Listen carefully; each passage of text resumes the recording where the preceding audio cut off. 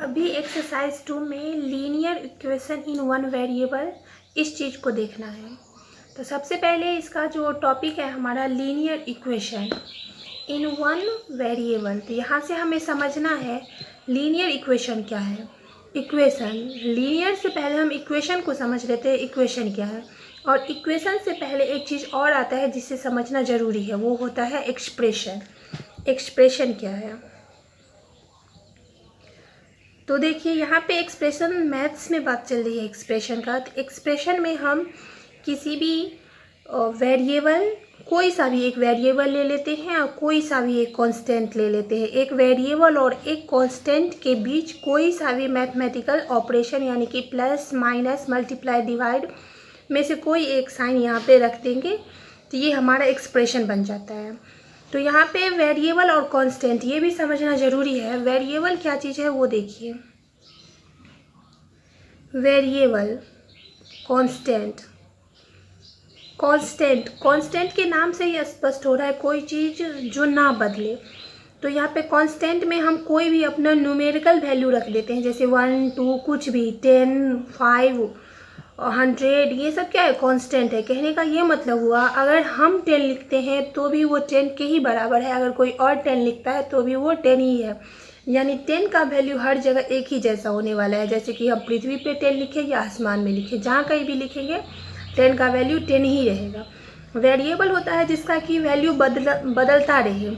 For example अगर हम कोई x मान लेते हैं तो यही वैल्यू हमको फाइंड करना होता है, क्योंकि ये तो हमें पता नहीं है क्या है ये। तो इसी वैल्यू को हमें फाइंड करना होता है, तो ये हमारा वेरिएबल आ जाता है जो कि चेंजिंग होता रहे, उसी को हम वेरिएबल कहते हैं।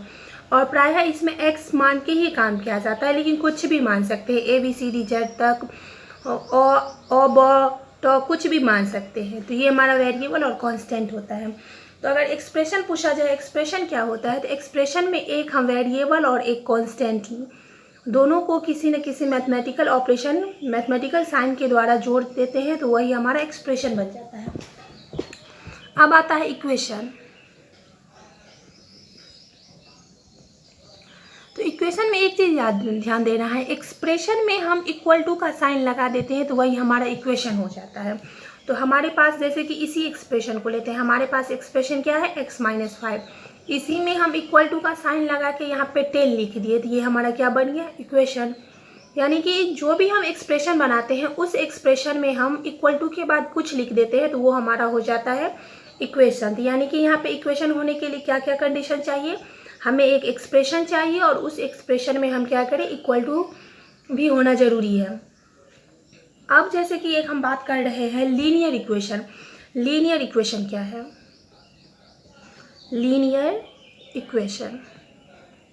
तो देखिए इक्वेशन तो हम यहाँ से जान गए, ये हमारा इक्वेशन है, या इस तरीके का कोई और भी इक्वेशन हो सकता है, जैसे कि y² + 4x + 5 = 25, ये भी एक हमारा इक्वेशन कहलाएगा। इक्वेशन कुछ भी हो सकता है, लेकिन हम लीनियर इक्वेशन की जब बात करते हैं तो वैसा इक्वेशन जिसका कि मैक्सिमम पावर सिर्फ एक हो, एक से अधिक मैक्सिमम पावर नहीं हो सकता, वो हमारा लीनियर इक्वेशन कहलाता है। लीनियर यानी कि कोई एक रेखीय मतलब हो रहा है, सिर्फ इसका मैक्सिमम पावर एक ही होना चाहिए, तो ये हमारा लीनियर इक्वेशन कहलाता है।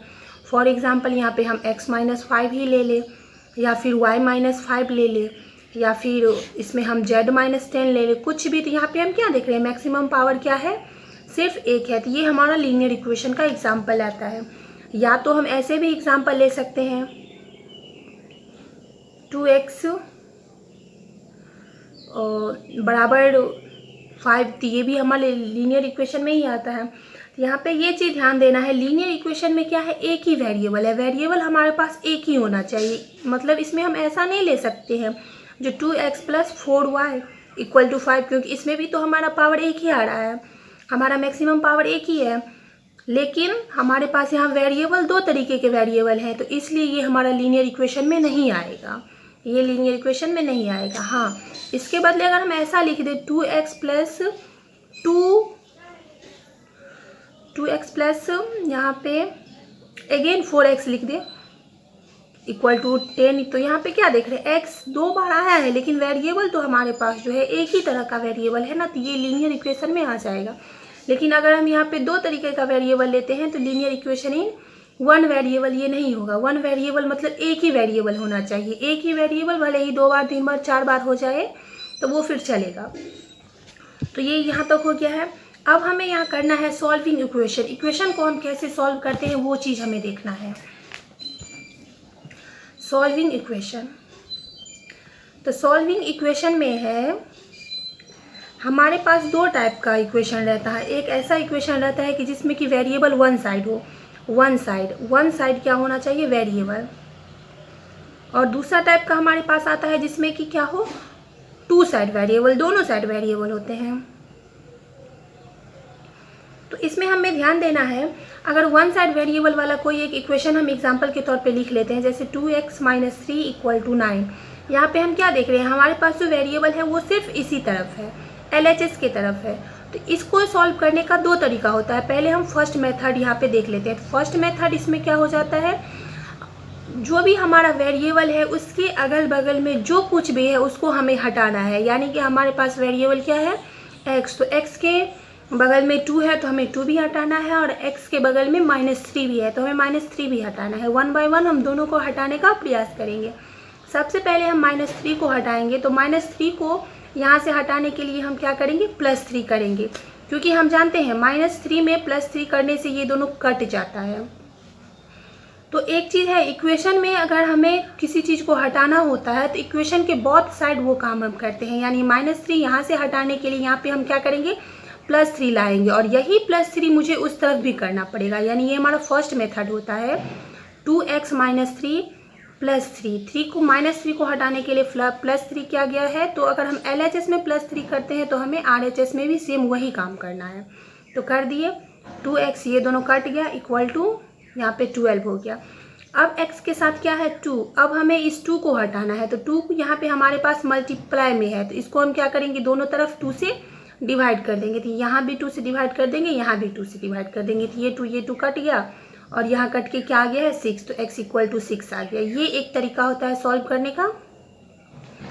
ये तरीका वैसे यूज़ कम होता है। एक दूसरा तरीका है जिसको कि हम लोग हमेशा यूज़ करते हैं, वो तरीका यहाँ पे देखिए। जैसे हमारे पास एक इक्वेशन है 2x - 3 = 9। तो यहाँ पे हम क्या करते हैं, हमारे पास जो वेरिएबल है, वेरिएबल को एक तरफ LHS में रखते हैं और कांस्टेंट को RHS में ले जाते हैं। तो LHS ये है, RHS ये, तो वेरिएबल हमारे पास LHS में रहेगा और RHS में क्या चला जाएगा, कांस्टेंट। तो 9 तो ऑटोमेटिकली है ही। यहाँ पे एक बात ध्यान देना है, अगर किसी चीज़ को हम LHS से RHS की ओर ले जाते हैं तो उसका साइन अपोजिट हो जाता है। अगर हम माइनस वाले को ले जा रहे हैं RHS की तरफ तो वो क्या हो जाता है, प्लस हो जाता है। प्लस वाले को ले जाएंगे तो माइनस हो जाएगा, मल्टीप्लाई को ले जाएंगे तो डिवाइड हो जाएगा। तो 2x = 12। अब यहाँ पे देखिए, यहाँ पे क्या है, मल्टीप्लाई का साइन है, तो ये 2 अगर RHS की ओर जाएगा तो क्या हो जाएगा, डिवाइड हो जाएगा। तो 12/2 यानी कि 6। दोनों कंडीशन में हमारे पास आंसर एक ही आया है। तो ये सेकेंड वाला मेथड है जिसको कि हम लोग बराबर इस्तेमाल करते हैं। एक और इक्वेशन ले रहे हैं जिसमें कि दो साइड वेरिएबल है। दोनों साइड अगर वेरिएबल हो तो हम कैसे काम करेंगे, एक एग्जांपल देख लीजिए। 2x + 5 = x - 6। इसमें भी हम क्या देख रहे हैं, हमारे पास जो वेरिएबल है, दो वेरिएबल है, यानी कि लीनियर इक्वेशन तो है ये।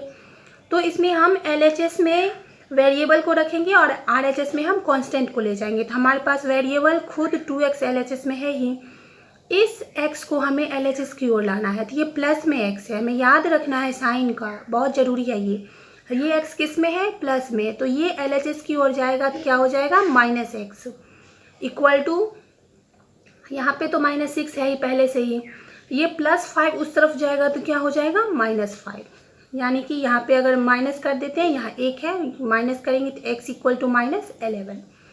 तो यहाँ से ये हमारा सॉल्व हो चुका है।